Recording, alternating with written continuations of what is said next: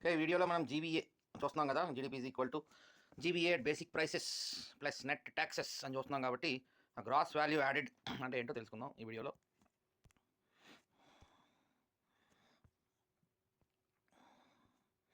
In 2015, India opted to make major changes to its compilation of national accounts and decided to bring the whole process into uniformity with the United Nations System of National Accounts, SNA of 2008.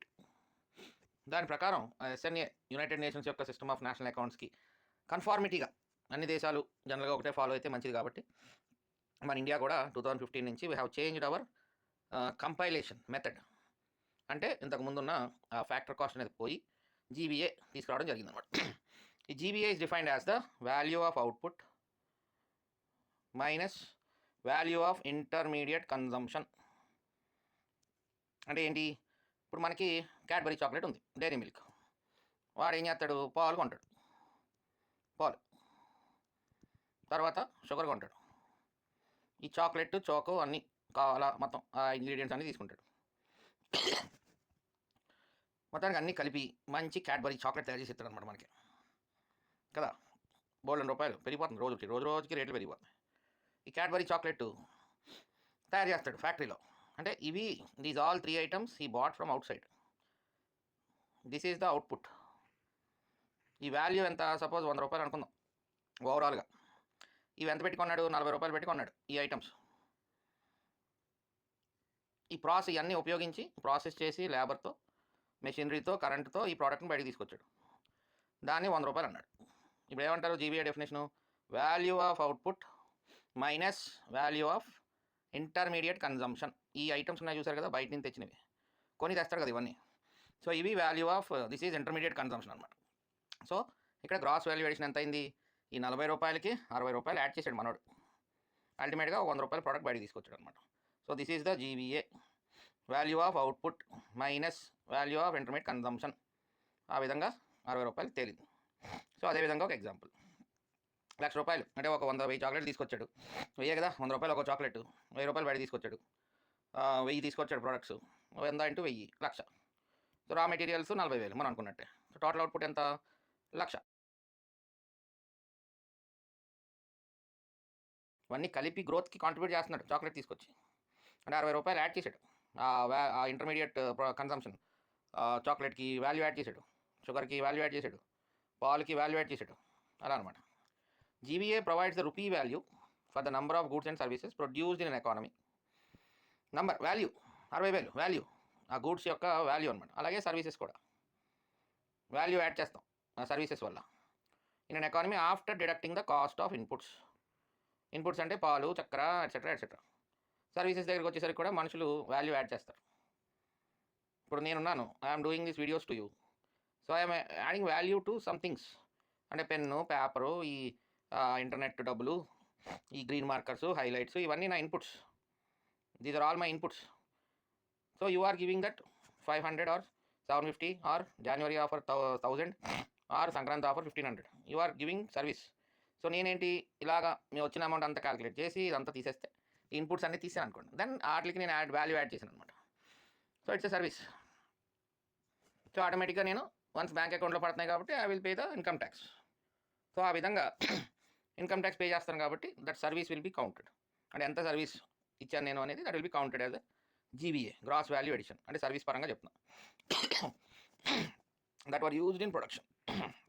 అంతే కదా, I'm producing a new product. This video is not there before. I'm creating a video so that I'm adding value to the economy through some service, అలా అనమాట. This GBA of 60,000 contributes to India's overall GDP. అంతే కదా, overall జీడిపికి అది కలుస్తుంది అనమాట. So GDP is equal to మనం ఏం చూసాం? జీబీఏ ప్లస్ నెట్ ట్యాక్సెస్ అని చూసాం మనం. That's nothing but taxes on products minus subsidies. Minus subsidies. ఇప్పుడు వాడికి ₹100 ఖర్చు అవుతుంది, వాల్యూ యాడ్ చేశాడు 60,000. గవర్నమెంట్ 10,000 వెనక్కి ఇచ్చేసింది. అంటే ట్యాక్సెస్ సపోజ్ ₹1,00,000, 40,000కి ₹1,00,000. సపోజ్ 20,000 ట్యాక్స్ అనుకోండి, ప్రోడక్ట్ అనుకుందాం. ఈ 20,000 గవర్నమెంట్కి వెళ్తుంది కదా మన ద్వారా, it goes to government. Government ఏం చేస్తుంది, 10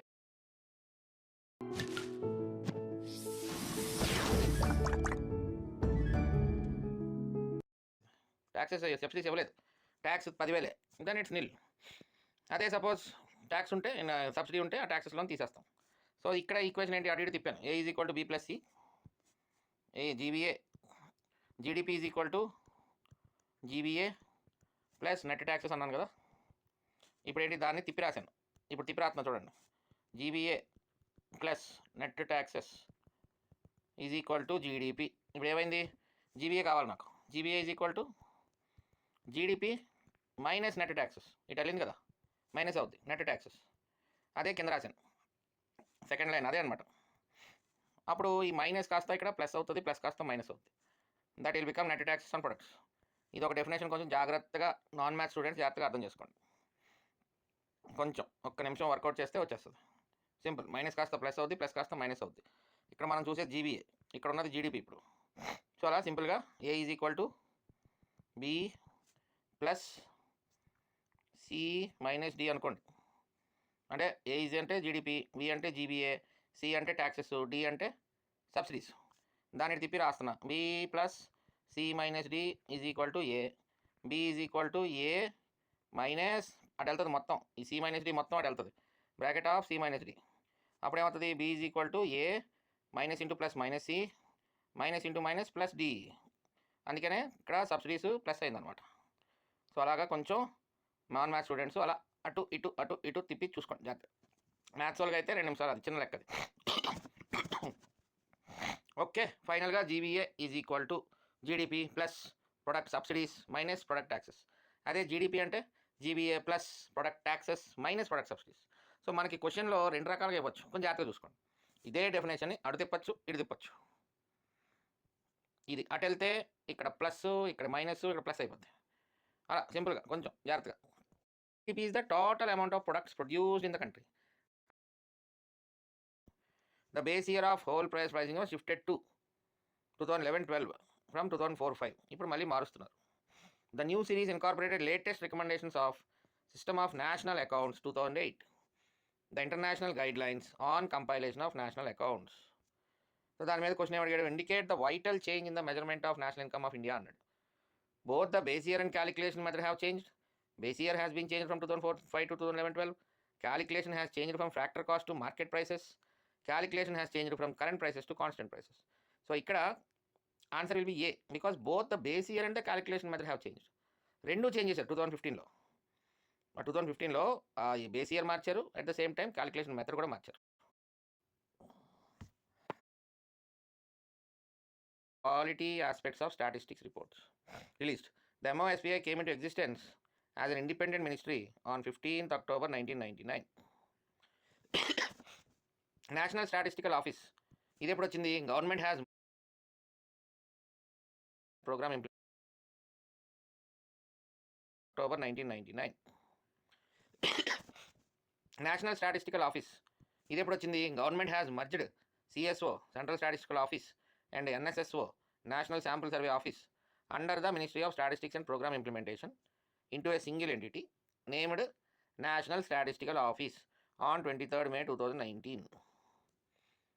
సో దాని గురించి మనకి ఎకనామిక్ సర్వేలో